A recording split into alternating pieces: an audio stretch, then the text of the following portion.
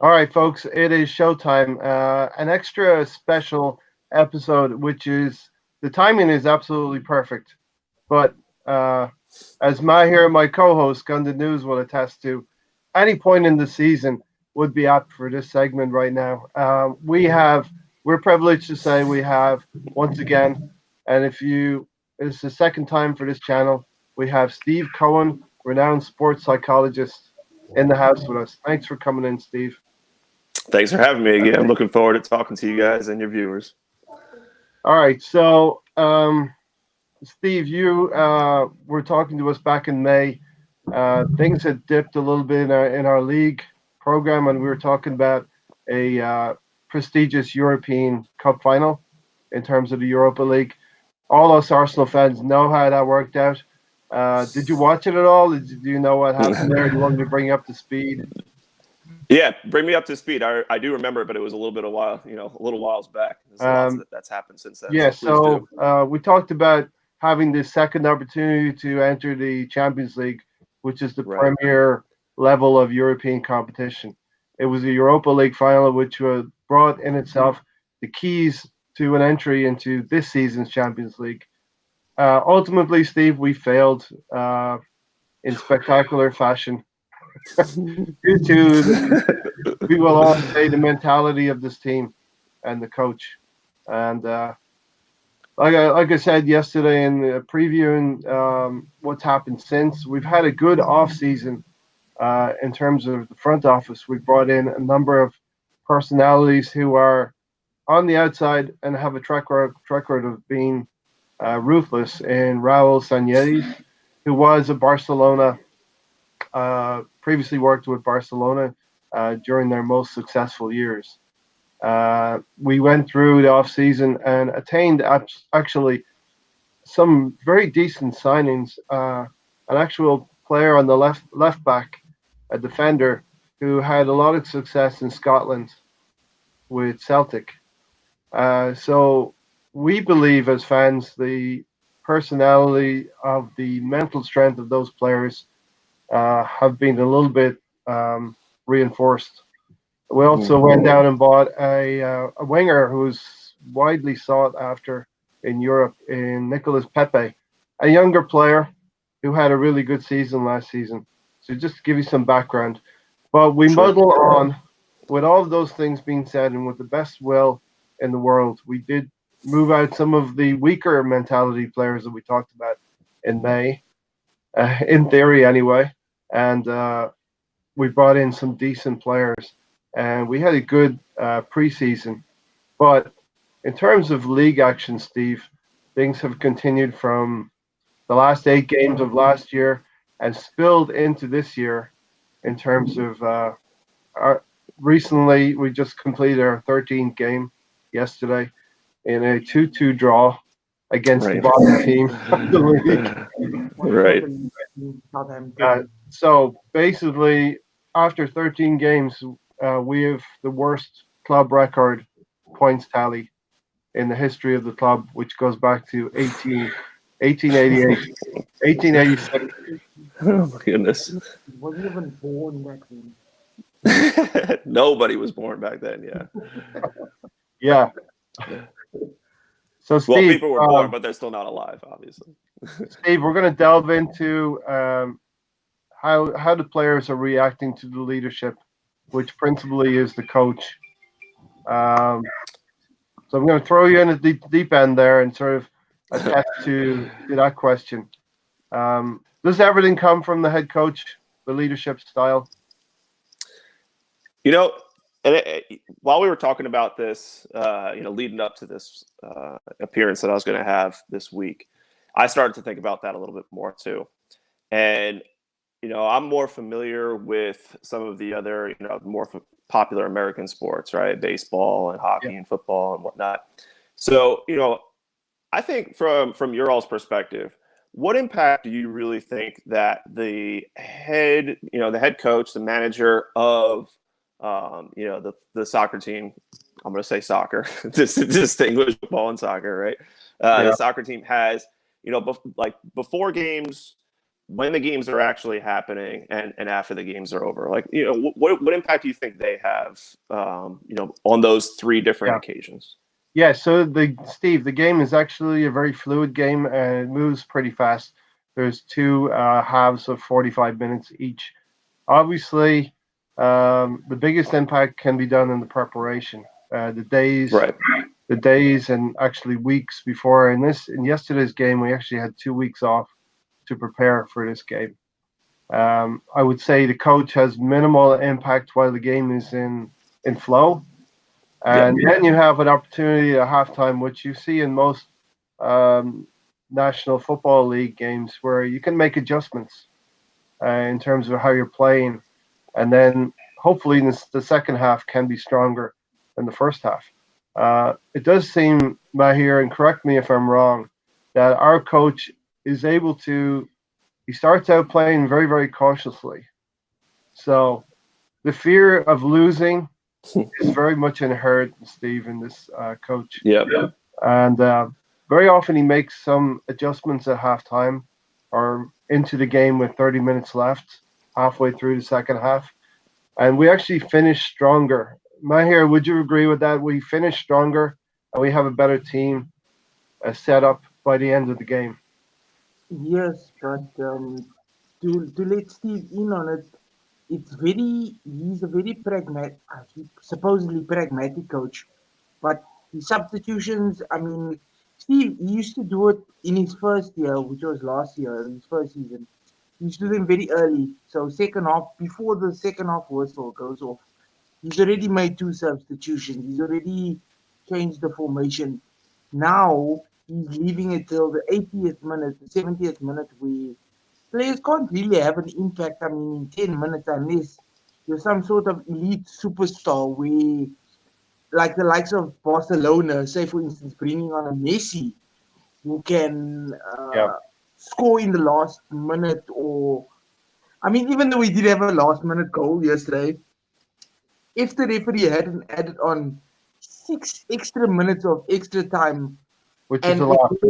more clinical finishes, the game we would have been beaten 4-1. And I mean, right now, our coach has lost his touch basically. And it just looks like our players, if you watch a game, Steve, you'll see that it looks like our players don't want to, they're doing it on purpose because they don't want this coach anymore.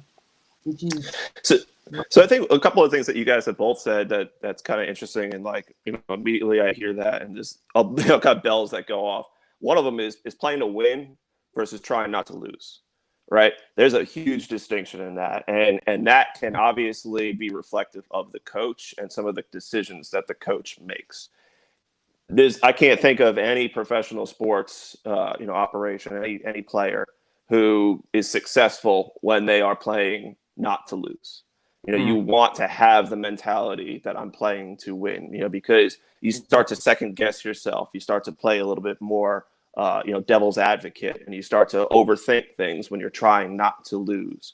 Especially like if maybe you got an early lead and you start to change your play style, which got you successful to begin with, right? Which is oftentimes when you see the other team. Yeah, the other team starts to come back because you've changed what was successful for you to actually get the lead, you know, right? So I think that's really, one of the impacts that you were talking about the coach might have on the players. If the coach is making decisions, the manager is making decisions that are more reflective of that mentality of we need to play not to lose versus we are playing to win the game. I think that's very important. And then you also just kind of mentioned about how the players have kind of quit.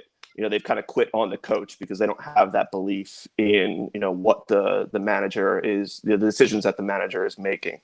And, as I was thinking, more about this last night, I think it's important for you guys as fans, obviously, to consider, not all of the responsibility, all of the blame should be placed on the manager.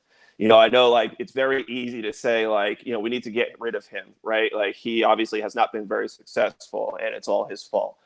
But, what Ray was saying about what happens during the game, It's not like American football where the coach is making plays, calling actual plays every single time that there's another down, right? And it's not like hockey where, they're doing line changes and they're making decisions constantly throughout the game.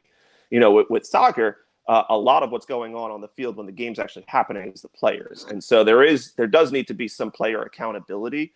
And if the players themselves have decided that they're not going to play for this particular manager or coach, that's sort of like a gut check thing where it's like, don't let them off the hook also, because I'm not saying that that's what's happening or not, because you can see some of that with like body language. You can see some of that with some of the shots and the passes and the effort that they're putting out there. You guys would see that a lot more than I would, obviously, because the players a lot more than Yes. I would. But at the end of the day, most professional athletes want to win. That's the underlying thing. It's very rare for a professional athlete to like tank on purpose, or just not put in the effort because they don't really care. There are exceptions to that, obviously, but even fan bases that in American sports, because we don't have relegation, the teams at the end of the season that perform the most poorly are the ones that get the highest draft picks. And so you often see general managers tanking a season, sort of rebuilding so that they can get high draft picks for the following season. The players on those teams, though, they don't want to lose the games. They don't care about the future of the organization 5 years from now with a draft pick. They want to win every game that they can play, not just because they enjoy winning, but because it means more money for them when they go to their next contract. So, if you're starting to see players on Arsenal who are kind of dogging it and not putting in the effort, they also have to be held accountable too. And I think you guys as a fan base can also be just as upset with the players as you would be with the manager. Yeah, speak to Steve how they may be insulated from the outside noise as well, those players who are maybe not performing well, because athletes also speak to how athletes go through different form patterns. They can play well, and then how do they bring that around? Yeah, well, it's hard to say exactly whether or not the players are listening to the media, because most of the teams are obviously going to encourage the players to focus on what's happening within the locker room, what's happening on the pitch itself. They rarely are going to encourage any athlete to be like, hey, turn on the news and listen, and put on Twitter and listen, right? Because obviously that's the kind of stuff that's going to interfere with them playing the game and putting in that effort. So, what I think is would be really valuable to know is there a leader in that clubhouse who's willing to absorb some of the bullets that are being tossed after, before games, after the games, during the week, in between games, where, the press is going to be asking lots of questions about, what impact is the manager, is Emery having on, the play of the game? What do you think should happen? If those are the questions that are happening to every player in that locker room every single time, man, that is extremely difficult. And so what you see from really good teams is that there is a leader in that clubhouse who will sort of absorb all of that and deflect it away from the rest of the guys that are in the locker room so that they can focus more on just their play. So, do you think that there's a guy on the team who is capable of accepting that responsibility? So, Mahir, you can probably tell Steve about Granit Xhaka. Okay, so Steve, we've had this player for about 2-3 seasons right now. We paid about 30 million for him, which was relatively cheap. He hasn't performed since joining our club. But basically what had happened was, in this time, the coach that we have has gave him the captain's arm badge, and he still hasn't performed. And players, we condone the behavior of fans saying to this guy, even though he didn't deserve the captain's arm badge, people were abusing him online, saying, I hope your wife kills herself. Some horrible abuse. Daughter gets cancer, which is totally disgusting, and in no world, in the multiverse, if you guys get that reference, would we accept such a thing. So anyway, after the abuse carried on and carried on and carried on. He still wasn't performing, and there were rumors of him linking him to a move to another club. But the abuse got to such a stage where about 2, 3 games ago, they were booing him off. When his name got called, they were booing him off, and he literally told the fans to f off. Like he actually, Yeah. he was giving it the cupping of the ears, like, and he was like, "You can raise your voice, carry on," cupping the ear, and he actually pulled the finger. And basically, what he did was he even ripped the player's armband off, and his shirt that he was wearing, threw that on the ground. That what are your thoughts on something like that? Yeah, so to give you some extra context to that, Steve, you have a coach who's not performing well. You have a player who has been there as part of the previous regime. The previous coach was also favored by the previous coach. And this new coach has hitched himself to this player, who I think trains, by all accounts, trains very, very well. Is very, very well liked in the dressing room, but is not a person who can be a leader on the field because he is making numerous mistakes himself. Yeah, so that all adds to that sort of toxicity that's happening within the locker room, within the culture, right? And on the terraces. That's huge, right? Exactly, and that reflects their play style too, right? So when they're actually out there, when the players are out there, and so when I was mentioning like, is there a leader in that locker room to absorb that? If that doesn't exist, what that means is that every single player is getting inundated with these questions and with listening to the media and listening and hearing the fans and the fan responses when, they're at the actual games and the matches themselves. And that's draining, because these are all human beings, right? Like it'd be great if they were all FIFA players, on Xbox or something, and they weren't dealing with any of this, but they're all humans and they all have emotions, right? And so that's very draining, and there's a high level of energy that is required in order to play the 90 plus minutes in a soccer match, and the training that leads up to it every single week, right? Yes. If you're listening to all of these, all the fans and all the press and, having all these thoughts in your head about, is the captain on the team, is he really worthy of the armband? And, is my coach and my manager really making the best decisions for me? That's all draining the energy. And and again, you need that energy in order to play at your best for those 90 plus minutes. There's a lot of things that can drain your energy, and that frustration and that anger is going to decrease that energy that's required in order to go out there and play, on the pitch for that particular time, to play at the elite level. So, I think that it all plays a role in whether or not the athletes themselves can go out there and play their best. And I think you're hitting on a lot of the reasons why you're not seeing those results on the field. Yeah. And even, I'm going to say, Steve, even amongst the fan base, we cannot decide who the ultimate captain should be. And let me open this up further. It was understandable last season that we had 5 captains. Can you believe that? 5 captains in the dressing room. Now that may work in American football, where you do have captains who can control the defense or control the offense and special teams. You need that amongst 50 players in American football, but here we have a squad of 15 or 16 on any given day, and to have 5 captains sort of takes the responsibility out of the coach's hands in terms of responsibility. To your point, we do not have an outright leader in our squad. Have you seen in your field that that's becoming less and less of a thing, that there are less and less outstanding athletes out there, and social media has maybe watered down the responsibility of every player, because every player gains, every generation makes more money, becomes less reliant on their paycheck, as it were, year on year, and then become less and less of a leader on the field.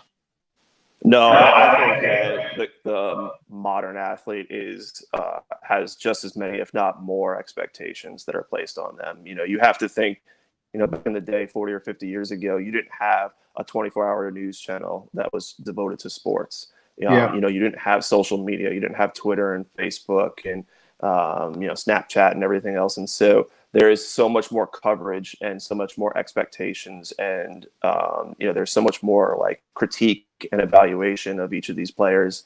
And obviously there are record books that are out there. And the knowledge that is out there for each of these players, the expectation is that they're going to be better than they were because of the access to, what they know about nutrition and sleep and obviously sports psychology, but also just going into the training room and having access to an iPad, in the middle of, halftime and being able to review all the last things that just happened, over the last 45 minutes.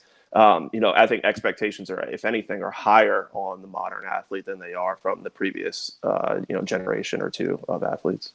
So what you're saying really is the access to social media can be a detriment to the athlete.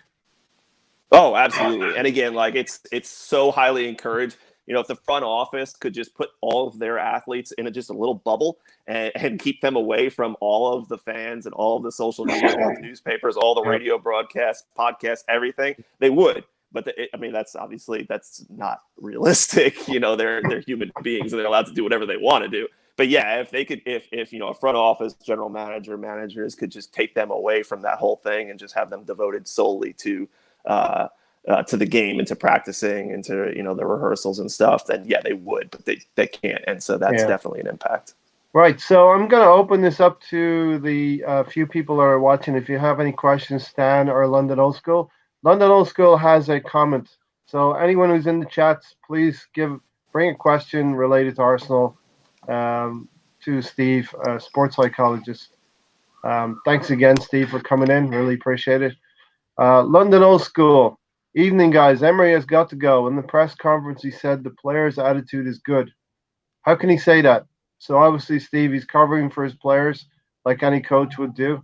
He is draining the confidence of the players with his ineptitude and negative tactics. So, Steve, our coach, Unai Emery, has called himself a protagonist. We do not have a recognized, and you're upside down right now, we do not have a recognized pattern of play. Let me see if I can right side myself up. Hey, it's good to laugh. We're having such a bad time on the field that you have to laugh off the field. So, Steve, our coach does not have a recognized pattern of play. He wants the players to be protagonists on the field. So, I'm sorry, what was the question? The question is basically all of this comes from the coach. What filters onto the field is very often teams. You hear of teams that are built in the image of the coach. Mm-hmm. So if you're a hard-nosed coach, you're going to be a hard-nosed team. It seems like our team is playing to the level of our coach, and usually a coach will develop a pattern of play, a recognizable pattern of play, so the fans can latch on to that and say, well, at least we have a system in place that we're playing to. This coach does not have a recognizable system. He switches, and to your point earlier, being cautious, he switches formations constantly. He caters to the opposition rather than our own strengths. And he has called his style as being a protagonist. He wants his player to be a protagonist on the field. Now, I'm not surprised that you're confused by what I'm saying, because us fans, we're all confused by what he's saying. Yeah, so I mean, what's important to know there is like, as a new coach coming through, you really need to stay committed, because it's going to take time for a team to learn a system, right? And so the more hesitant you are as a coach, and the more kind of inconsistent you are, like, players feed off of consistency. Like, if you know anything, professional athlete, what they want is the same routine every single day, right? They want to know what they're eating in the morning. They want to know when they're taking their nap in the afternoon. They want it, everything has to be like very routinized. They need to know what their expectations are. They want to know the day before, am I playing? Am I not playing? Am I going to be coming in at the 80th minute or not? They want to know all these things. And so what can be really detrimental to a professional athlete's effort and psyche is the lack of consistency. So if you have a manager or coach who is very indecisive or maybe not committed to, a decision that they make, or maybe not communicating to the players what their expectations are, that's going to have a significant impact on the comfort and the confidence that an individual athlete is going to have when they actually are out there on the field, because they're saying to themselves, when's the next new decision going to be made? When is the next, change going to be made? Am I going to get pulled? Am I not going to get pulled? Are we going to change? All that stuff is going to have a significant impact on the athlete's mind, before the game, during the game, and after the games. Yeah. Yalci Donkar is a subscriber. He's come in. He said he thinks the lack of leaders is overcomplicated. A voice of one player can't lead the mentality of a bunch. We had that in a previous player, Alexis Sanchez. He demanded the players to wanting to win and give their all. So, Steve, in any group of individuals, the ambition level will be different, individually speaking. And if there's not enough ambitious players, does that lead to a problem within the team? Of course, and I think it comes down to the general manager, the person who's actually making the team, trying to find out, we need a little bit of this, we need a little bit of this. These two people are going to work together. I think, when you're making a team, you don't necessarily want to make a team of, 11 players are all the same person.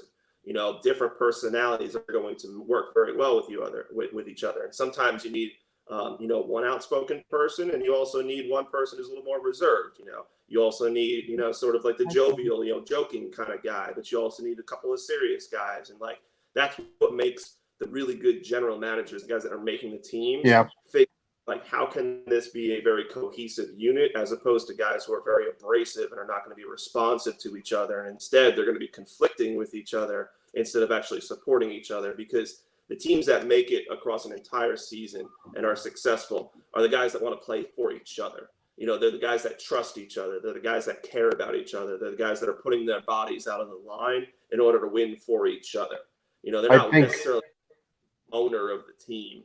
They're playing for each other. It's a brotherhood. And so it's really about the manager and the general manager of putting the teams together in order to find that cohesion so that they can do that. I think that we have stumbled across an excellent point, Steve.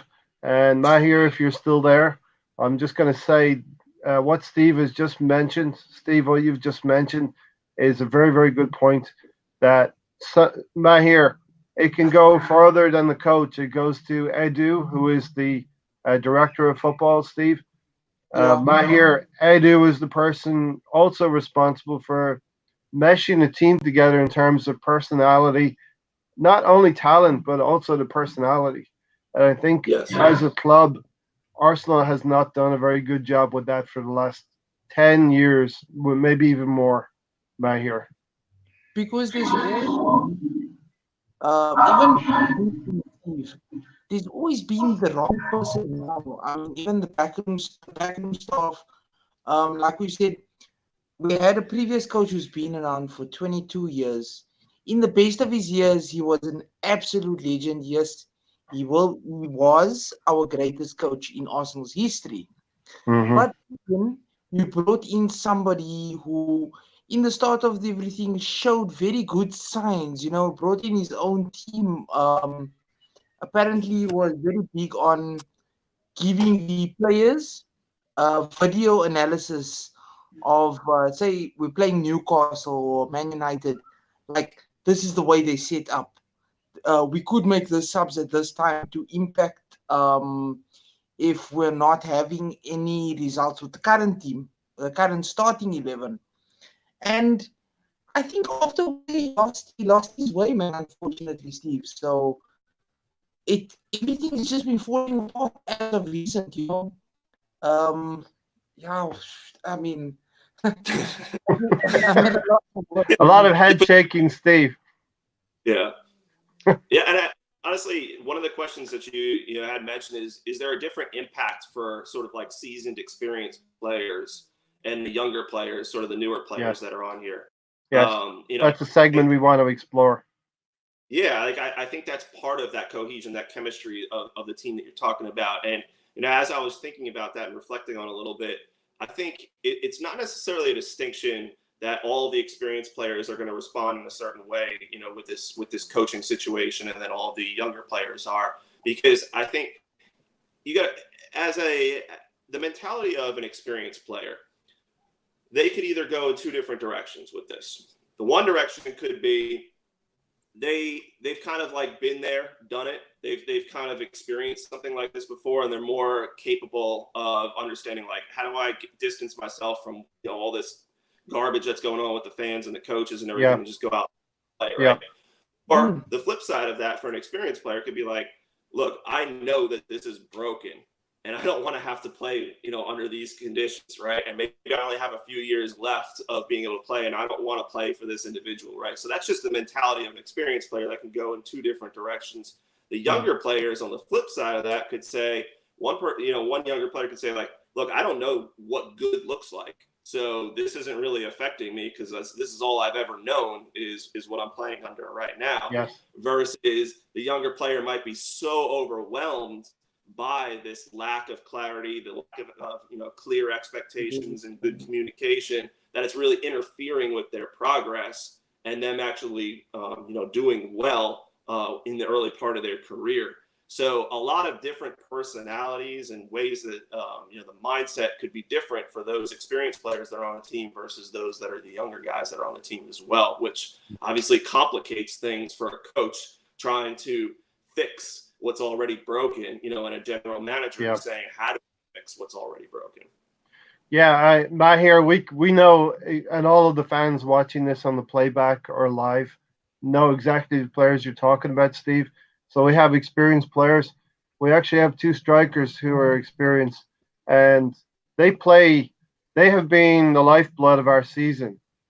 As bad as it has been, Lacazette and Aubameyang, our strikers, have been the mainstay of our team, scored the most goals, and the ones who are seemingly unaffected by the background bluster about the situation. You have also a couple of young players, Mahir, like Martinelli, who's a young, brash player. He's going to be a name to keep an eye on in the future, Steve. He's going to be a star because he has excelled expectations this season in terms of his play, and he's a young player. But also we have some young players who have their game has gone away, Mahir, such as Joe Willock or Ainsley Maitland-Niles, who has been played out of position. Steve, can you speak about a player who's not being used in the correct way and how he feels about that situation? I know you're looking from the outside in, but all us fans will know who you're talking about in that scenario. So a player who's specifically knows what he can do the best, but the coach is not putting him in the right position.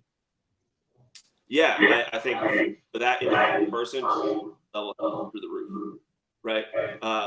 You as a professional athlete, one of the biggest things, the core foundations of being mentally tough is self-awareness, knowing your strengths, knowing your weaknesses, knowing how you can best be utilized in a situation, knowing, what you need to kind of push yourself, what motivates you. It's all that self-awareness, right? And so if you know how you could best be utilized and you're accurate with that assessment, obviously, because that's important, right? You could be completely inaccurate with that. Say, I'm the best player, I should be playing all the time. That gets you into your own issues. But if you are accurate with it and you're not being utilized by that particular manager, it's the same feeling that any one of us would have if we're going to work every day and we're saying to ourselves, I'm being unutilized, right? Like, I don't feel like my strengths are being recognized by my boss, right? And so what is that going to have on your impact for your effort? Effort's going to go down, all the way down to the plummet, right? It's like, why do I even bother over here, right? Like, nobody's recognizing me. Nobody's showing me any type of, you're like, wow, I see what you're doing. And I want to make sure that I highlight and I utilize that particular strength that you have. So instead, what I'm going to do is I'm just going to coast. right? I'm not going to be, I'm not going to make a big deal out of it, but I'm also not going to put in the most amount of effort. I'm just going to kind of go through this process and not get called out. Just wait my turn to get off this team and go somewhere else where they're going to utilize, my strengths. Yeah. And that's actually what's happening with Lucas Torreira, my ear.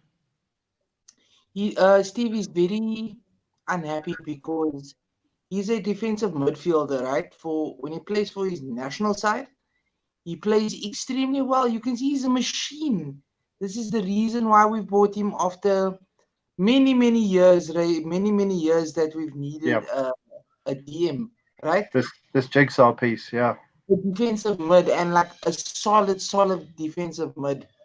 Because we've been conceding left, right, and center. Right Conceding goals. Against small teams, for example, even the game we played last night, they had 20 shots. I think it's 15 to 20 shots to our 6 or 7, which that's not sustainable. Like you expect to concede. Your heart can tell you, yes, we're gonna beat them 4-0. But you can expect to concede and you can expect to lose. That's why, I mean, even imagine as a fan, Steve, you expect to lose. Like, who wants to say that? Who wants to feel that way? Like, I already know what's coming, so I would rather be disappointed now than when they score. I celebrate. They score another goal. I celebrate, but they concede 4 goals. But in the back of your head, you're saying, when's the next goal that we're going to be giving up? Yeah. Exactly. Yeah. Now, and you also talk, Steve. On purpose. They feel that. Steve, you know the funny thing is, I discussed with my cousin, and my cousin said to me, the reason he could be playing these players out of position is because he wasn't backed with the players that he wanted. So he's basically showing the board that you didn't want to give me my players that I wanted, and that. So I'm going to show you now that that this team is not good enough to work with, which isn't actually true. It's a bunch of smoke. So you know what's really interesting about that is there are so many decisions that are made in professional sports organizations that the fans are just not privy to. And so we can all play the armchair general manager, the armchair manager. I would have done this. Why isn't he utilizing this person, right? And there's always going to be just a wealth of information that the casual fan or the hardcore fan is never aware of. So you might be saying to yourself, why isn't he putting this individual in at the halftime? Well, maybe he has a lingering injury that's never been released to the press. Nobody realizes it. And so you're judging the manager and saying, he's an idiot. Why isn't he putting him in here right now? But the player has told the manager, hey, I've got this calf thing going on right now. I'm just not ready to go today. Right. And so, there might be decisions that are being made and information that the fan just doesn't have access to. And so it's very easy for us, whatever sport it is, baseball, hockey, soccer, to judge the decisions that the manager is making and the general manager is making without really knowing, like, what does ownership have to say about this? What does the player have to say about this? What are the conversations that are going on behind closed doors? So your scenario that that you were just kind of talking about of, I'm going to play the players that you gave me just to show you that the guys that I wanted that aren't here aren't there. That might be playing out, or it might not, but there's a lot of things that go on with these decisions that we just don't have access as the fan, which, it can be frustrating, but makes it fun too, I guess, right?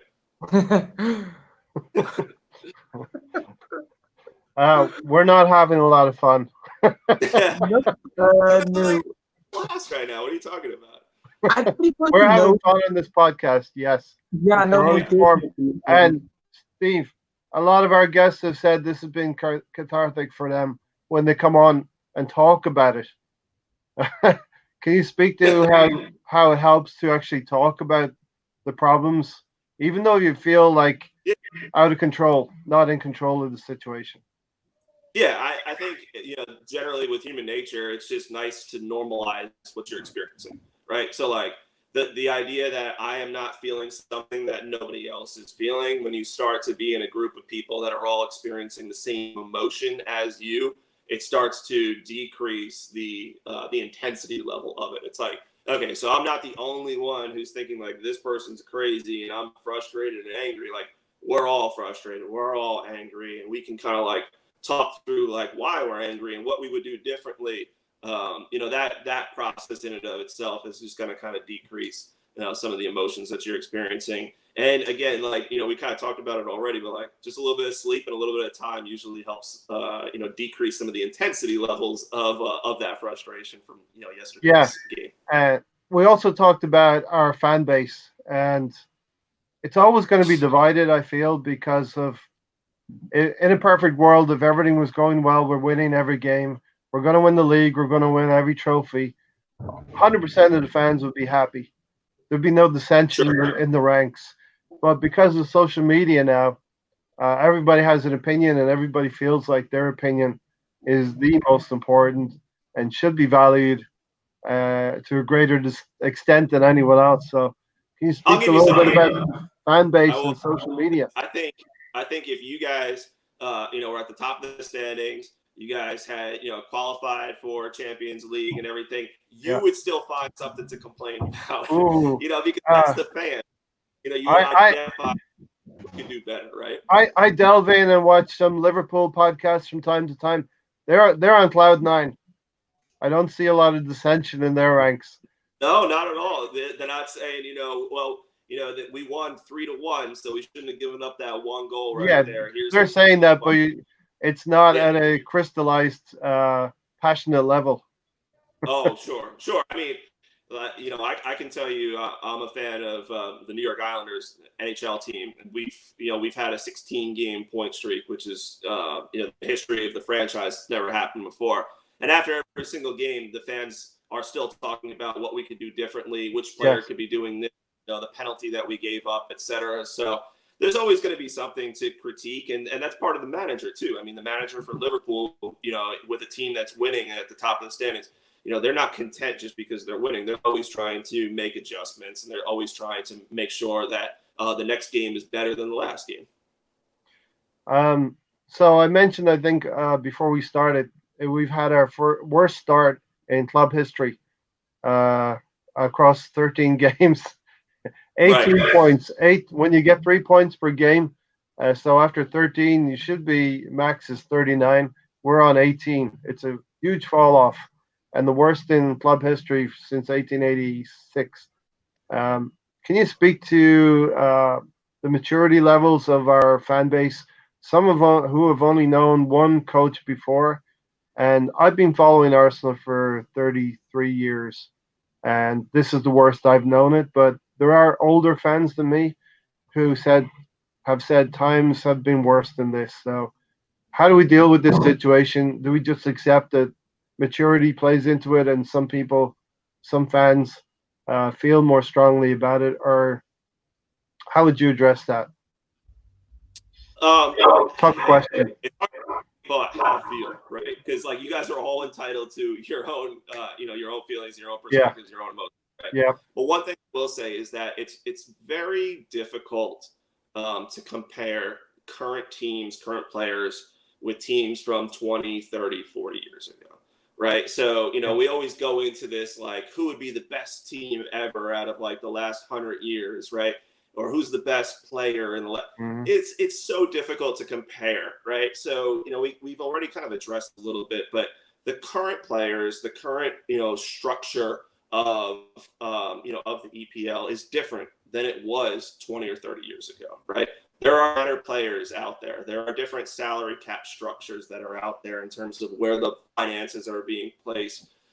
There's different research and technology that each of the coaches and stuff, that's why a team at the bottom half of the standings can do much better, because of the opportunities and the resources that are out there for these individuals to do better with scouting and whatnot. So, I think one thing for a fan to make them feel better about themselves a little bit, possibly, is to just understand that, whatever was realistic 20 years ago to expect out of a top tier team might not be fair to be realistic about for the current teams and the current structure of the way that the league plays.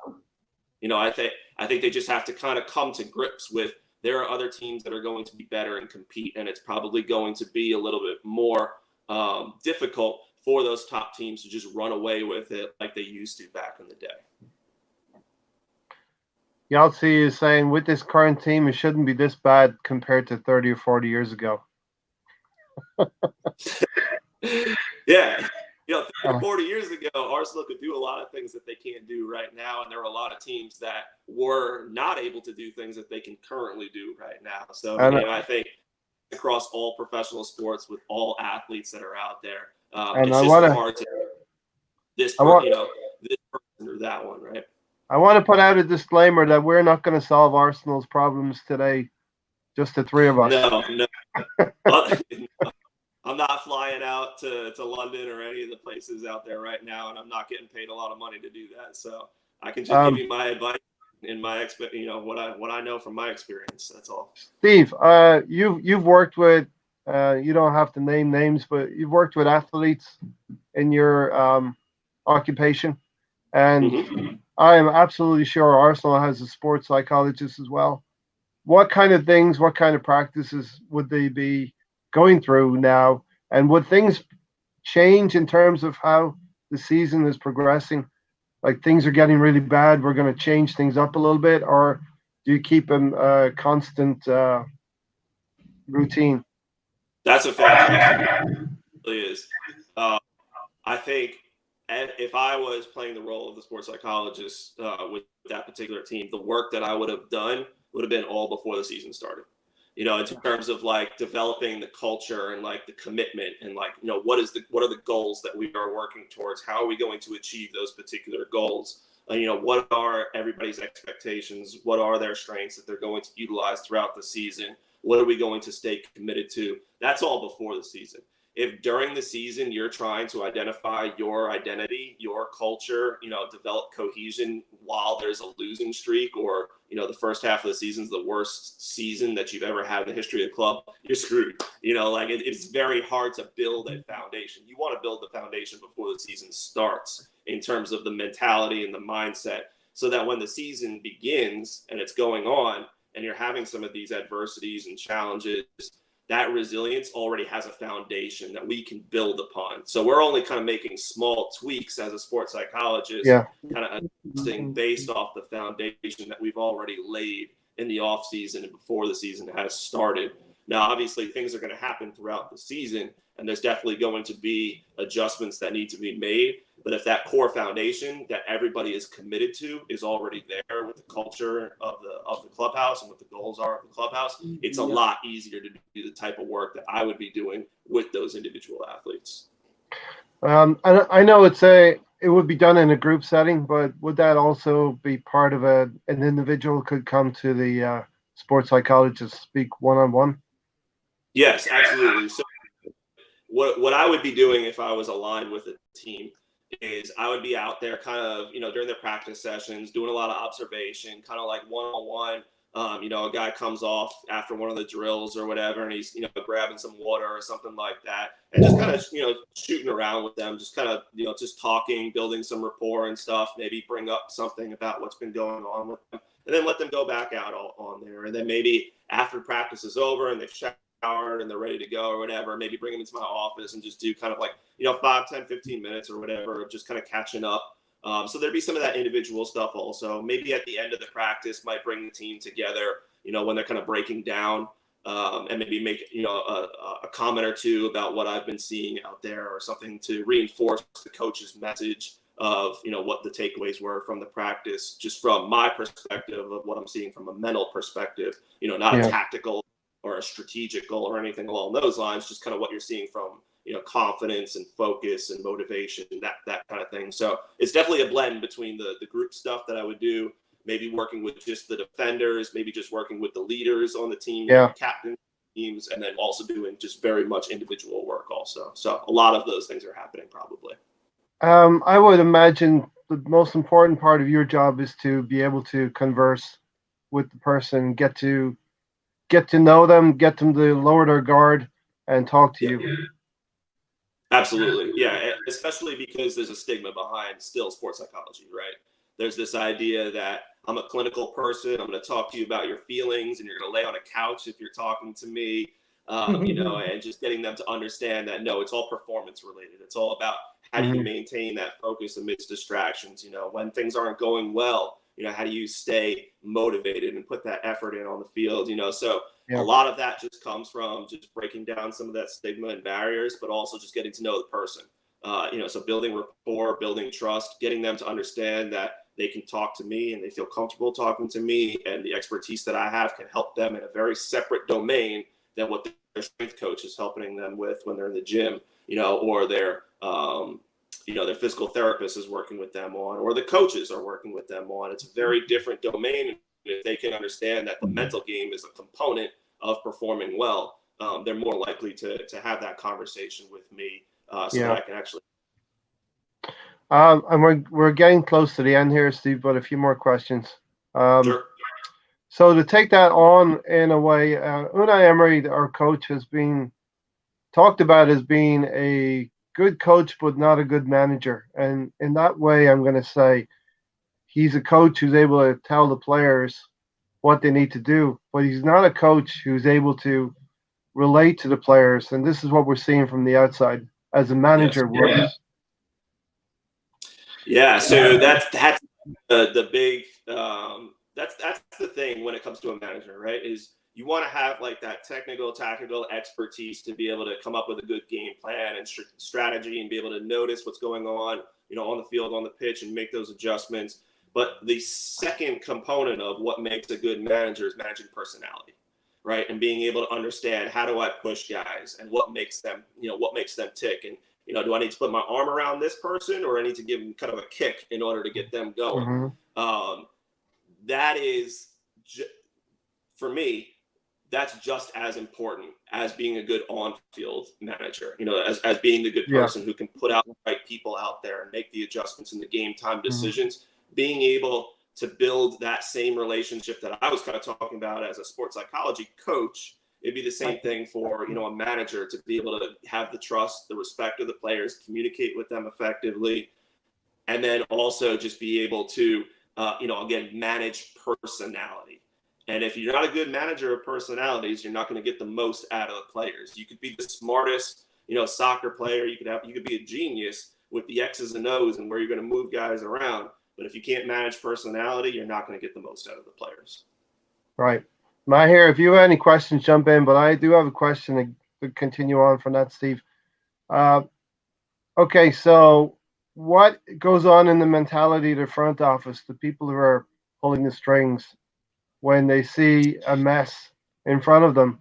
And more importantly, they see their competitors making changes and getting more competitive. Will that trigger something in the psyche of the front office, which is composed of a whole generation of different people, old school and new school, who've been brought into this new regime? Yeah, another really so everybody has personalities, when it comes to an ownership, general manager, front office, right? What you want to try to avoid at that level is knee-jerk reactions, meaning, okay, we lost our first 2 games, scrap our entire plan for the next 5 years, fire the manager, and put somebody else in here. If the fan base is saying to do that, you kind of have to turn that off a little bit and say, we need to stay committed. I think really what's really important for front offices is to come up with a clear plan. And usually that's, a several year plan, and to stay committed to that. And obviously you need to make adjustments if adjustments need to be made. But a lot of things that are outside of our knowledge, like finances, right? So the owner, maybe the owner took a hit on an investment or something like that, and they're not willing to put out $25 million to just bring in the next player onto this particular team, right? The general manager might be saying like, hey, ownership has signed off on, we're bringing this new guy in and we're going to give him the full season. Whether he wins every game, loses every game, goes 500, whatever, we have a commitment that this individual is going to be here for an entire year. And that consistency of what the plan is very valuable but there's so many decisions that get made and so many reasons why those decisions get made at the front office and ownership level that fans just aren't privy to. So it can be frustrating to feel like you're out of the loop, because something might seem to be very obvious. Definitely. Definitely frustrating when the fan base has been referred to as noise, as white noise, and that doesn't make the fan base happy. No, not at all. But if the fan base got to make every decision that the team made, then you'd be essentially saying that you're as smart as the management in the front office, which we know that the general fan base cannot make those decisions. I mean, you'd be hiring and firing every other week, based off of the decisions that are being made. And so obviously I think that they should take into some consideration what the fans are saying, because at the end of the day, the fans are the ones that are paying money to go see, and that money is being reinvested into the team. And obviously the team wants to turn somewhat of a profit off of that. So I think it should be considered, but it definitely shouldn't be the end all be all factor of the decisions that are made with the team. From your experience, looking at organizations, maybe individually or collectively, if something is going wrong, is it down to one person or a multitude of things in that organization? I'm specifically talking about the head coach. Is it all on him? No. I mean, even in your situation and the knowledge that I've kind of gleaned from listening and talking to you guys and some of the stuff that I've been reading online the last couple of days, no, it's not. I mean, it is. You often see in professional sports the easiest way to change something is to change the manager, right? Because you can't fire every player that's on the team. And sometimes when it's going very wrong, it's easy to change that one piece, which is the manager or the coach of the team. But is it always that individual's sole fault? No, I don't believe that's the case. Moving forward to what may happen, I mean, we're basically, our coach is a dead man walking. Unless things turn around quickly, and we've been saying this week in, week out, Steve. And we're going to wrap it up in about 6 minutes. Keep it at 1 hour. What happens when a new coach comes in? You get that bounce, you get that spring. Yeah. So are you saying comes in the middle of the season, or they wait until the end of the season? Middle of the season. We're right in the middle of the season right now. Yeah. So if they decide to make that decision, I think one of the things to keep in mind is, are they bringing somebody in who's already familiar with the organization and the players? Are they promoting somebody from within? Are they moving somebody kind of laterally? And I want to say they probably have a short list at this point. Yeah. So there's a big difference there, because obviously if you're bringing somebody in who's already familiar with the players and the system and the management, front office, ownership, it's going to be an easier transition, and it's more likely to be successful quicker if you're making a mid-season move than if you brought somebody in completely from the outside, because they have to learn everything. They have to learn every staff member, the guy who's doing the video replay, the guy who's working, on the nutrition, and the cook. I mean, he has to learn everybody from scratch, in addition to every player and all the nuances of each one of the players. And so if you're bringing somebody in from the outside, the expectation is that it's not going to be a quick turnaround. However, sometimes that's a catalyst for the players themselves. So just having a new voice tends to re-energize and refocus a lot of the players. And so the play on the field might initially take like a very quick jolt of an increase in performance, just simply as having something new, and the team kind of acknowledging that what was previously not working wasn't working, and making that change. That can boost the players' morale a little bit. But over the rest of the time of the season, you might see a lot of bumps along the road, just while that new person who's from outside the organization is just becoming familiar with all of the separate pieces that it takes to manage a professional soccer club. Any questions by here? Not actually, but I just love everything and all the analysis that Steve's given us, and we really do appreciate all the questions also coming in. And I mean, like, it's been a fantastic show. We just almost about to close up. So if any questions you guys have extra, for Steve or for myself or for Ray, please do send them in. Quality show, Steve. Thanks for your input. Not. Do we Yeah, do we now reveal who you support? Do we now reveal that? yes, with the caveat of the support is very minimal, but if there was support, you can certainly reveal that at this point. So yeah, Steve, this is your second appearance on this channel. I do believe you are a Chelsea supporter, and fair play. You're doing well. Your team is doing really well. You're wearing the blue shirt for me right now. I'm not even representing the Blues right now. So. I just talking about Chelsea. I have one final question before we do sign off. What kind of impact will it have to have a previous player coming back to manage the team that the fans did love, and now he's in danger? You think he's putting his what do you call it? His status with the club, Mahir?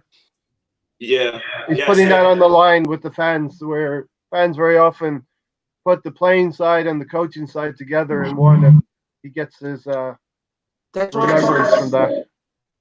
That's interesting dynamic when a former player comes over and fills that particular role. I think fans might have unrealistic expectations of this person was a really good player, so that just means that they're going to be a really good coach.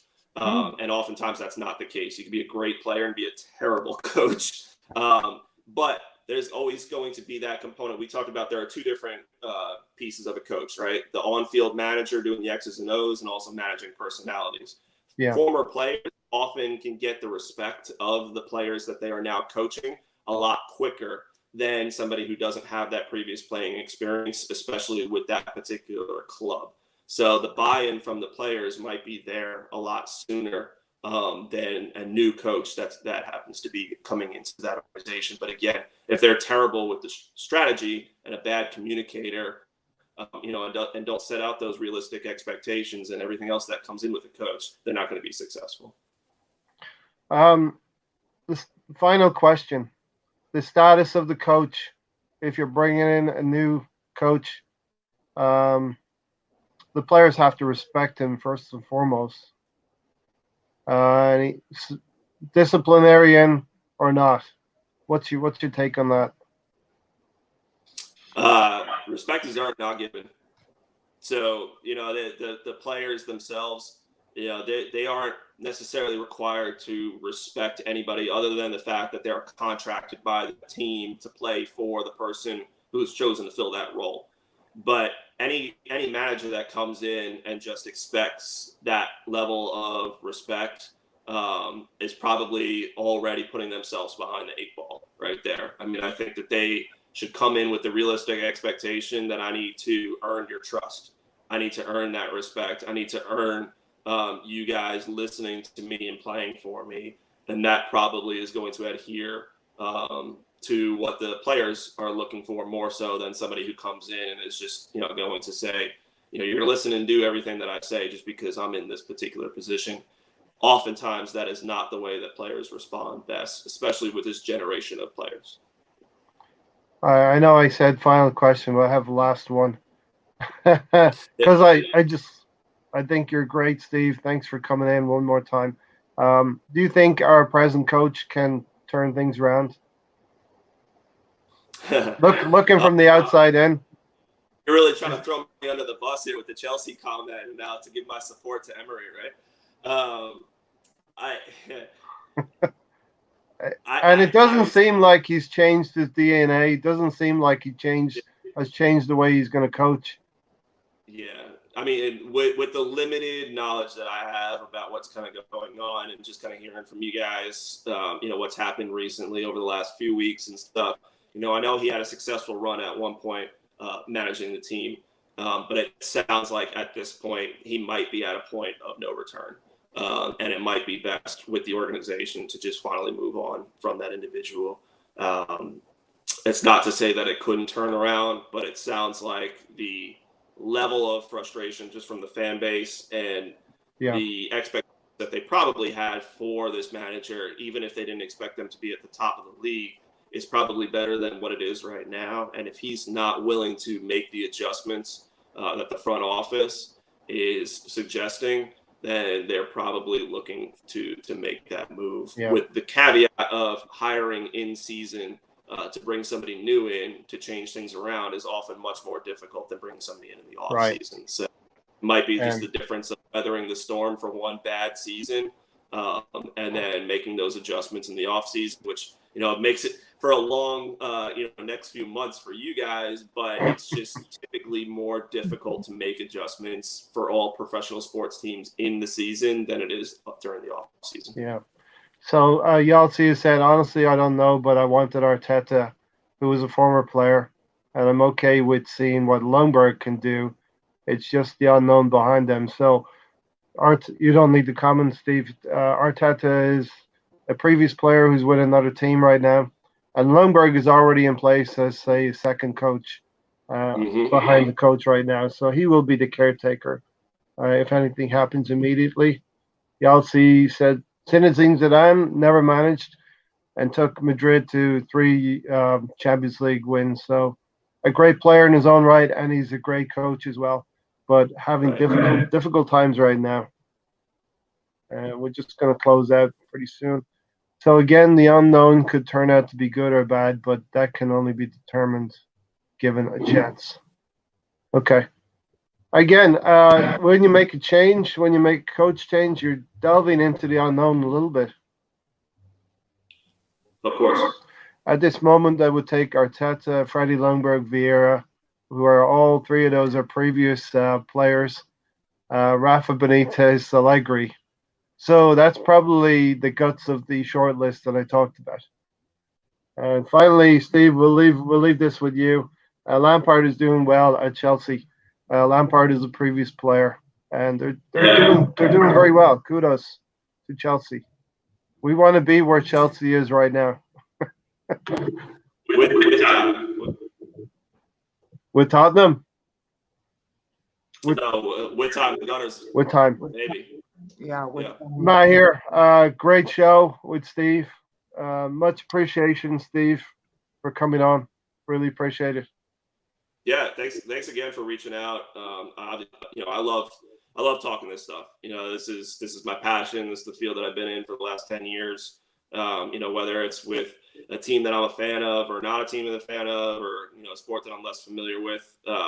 It's just a lot of fun to talk to you guys. You have a lot of passion. You had a lot of great questions for me. So happy to have the conversation with you guys on a nice, bright Sunday morning. And I hope things turn around for you. But I'll definitely be following to see what they do with the manager now that I'm a little bit more invested.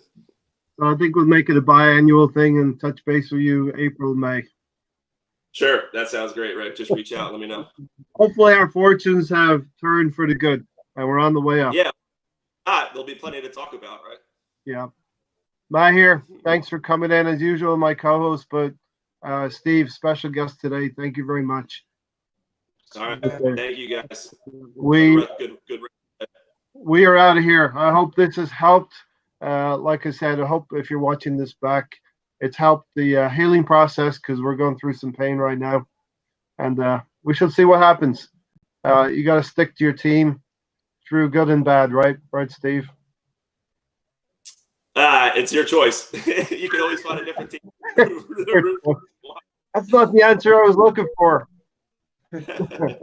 Don't change your team from Arsenal to a better team right now. Don't be a flip-flop. Whatever you do, don't be a flip-flop. Stay with your team. Yes, please come over to some of the other better teams. Steve, thanks for coming in. We're going to sign out right now. Hopefully things change in the near future, Matt. Come on, you Gooners. Up the Arsenal.